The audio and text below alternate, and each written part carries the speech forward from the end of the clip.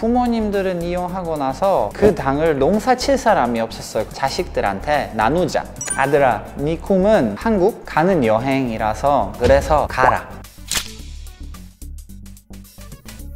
안녕하세요. Przemysław Kazimierz Gabriel Krąpiec이라고 하는데 przemys는 przemysław의 줄임말이에요. 폴란드에서 왔습니다. 한국 이름 최준. 원래 한국 이름은 따로 있어요. 제가 한국에 와서 폴란드 이름 너무 어려워가지고 그래서 한국 이름을 만들었어요. 근데 사실은 그 이름은 옛날에 친구가 만들어준 이름이에요. 그때 한자가 순하다라는 뜻이어서 제가 어렸을 땐 너무 순했나 봐요. 그래서 준이라는 닉네임을 저한테 만들어줬고, 한국 와서 뭔가 준이라는 이름 쓰기가 조금 애매해서 그냥 최씨를 붙였어요. 근데 되게 잘 선택한 것 같아요. 왜냐면 일단 최씨가 거집이 세고, 그리고 저랑 되게 잘 맞는 거예요. 저 거집이 세고 곱슬머리고 그래요. 태어난 곳은 구브치츠라는 폴란드 조그만 도시, 남쪽에 있는 도시거든요. 네, 완전 멀고 제 서울은 한국 사람이지만 몸통을 보면은 서양 사람이에요. 제가 어렸을 때부터 아시아에 관심 굉장히 많았거든요. 쿵푸 영화나 싸움 무술하는 영화 되게 많이 방송에 나왔는데 그것 중에 이 꼬마가 이제 보고 따라하기 시작했고, 그러다가 한국 방송이나 예능이나 뮤직비디오나 저의 친누나가 다운을 받아가지고 저한테 줬어요. 근데 그때 많이 섞였어요. 아시아 거, 뭐 중국 것도 있었고 일본 것도 있었고 한국 것도 있었는데 그 와중에 한국 거 유일하게 저한테 잘 맞았던 것 같아요. 제 취향에 좀 맞았어요. 여걸식스라는 프로그램도 있었고 신화 방송도 있었고 굉장히 많아요. 그 예능에서 술게임 아닌 술게임, 그 취를 잡자라는 게임, 그때 한국어 하나도 개뿔 모르면서 외우게 됐어요. 그래서 엄마랑 한국 방송 보면서 하나도 이해를 못하면서 게임을 따라하고 뭐 취를 잡자 그거 다 엄마가 기억하거든요. 서양 쪽은 과하게 짐대신이나 이런 거 많이 나오잖아요. 뭐 한국 요즘에 조금 많이 변경됐지만 그래도 드라마가 유일하게 되게 순한 모습을 보여주는, 정말 약간 드라마의 결론은 그 마지막 그 순한 뽀뽀 하나? 그걸로 거의 끝나잖아요. 그리고 고백을 하거나 아니면 마음이 이제 결정되는 그 순간이 마지막인데, 폴란드 드라마 뭐 그냥 뭔지 아죠? 싸우고 피 흘리고 침대신 나오고, 그래서 그렇게 하는 거는 꿈꾸게 되게 만들거나 아니면 약간 희망이나 나도 그런 아름다운 연애, 나도 그런 아름다운 생활 하고 싶게 되는 것인 것 같아요. 그래서 그 이후로 저 한국 드라마 굉장히 많이 봤어요. 그래서 저는 약간 폴란드에 있는 한국인?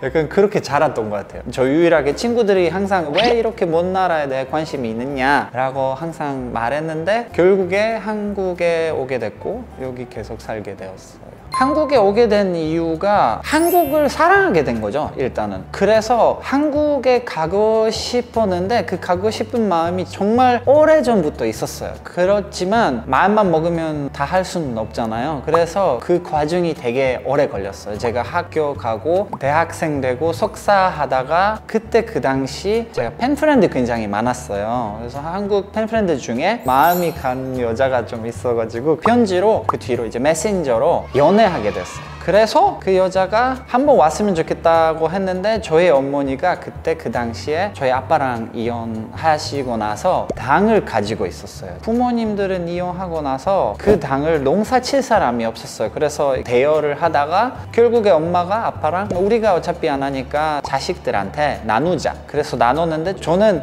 갑자기 돈이 많이 생겼는데 뭐 할지 몰랐어요. 그래서 제 친구들은 야, 너 빨리 면허 따서 차를 사라 했는데 저희 엄마가 되게 쿨하게 아들아, 네 꿈은 한국 가는 여행이라서 이런 기회가 다시 안 올 수도 있으니까 이 꿈이 있을 때 이루어지는 게 되게 좋은 것 같아. 그래서 가라. 그래서 2005년에 처음으로 한국 2주 동안 여행을 했고, 그리고 그때 그 당시 사귀었던 그 여자분이랑 또 만나게 됐고 손잡고 막 데이트하고 그랬어요. 그러고 난 다음에 제가 이제 다시 학교 가게 됐고 너무 아쉬웠어요. 그 2주가 정말 울면서 돌아왔어요, 폴란드에. 그리고 조금 더 있었을 걸, 조금 더 해봤을 걸. 그러니까 여기에서 내가 살아야 된다라는 마음을 먹고 온 거예요. 그래서 정말 떠나기가 힘들었던 거예요. 그래서 학교 그만두게 됐고 석사 졸업할 때까지 1년 조금 덜 남았는데 그거 다 포기한 거예요. 그래서 학사만 가지고 한국 정부가 만들었던 정부 추천 장학생 프로그램 신청한 다음에 합격됐어요. 유일하게 저는 동돌이 하나 하나밖에 없었기 때문에 그 당시에 관심 있는 사람 많이 없었나 봐요. 아직 한류 생기기 전이라서 4명인가 5명밖에 신청 안 했던 거예요. 그래서 그 중에 저였어요. 그렇게 합격되고 서울에 오게 되었어요.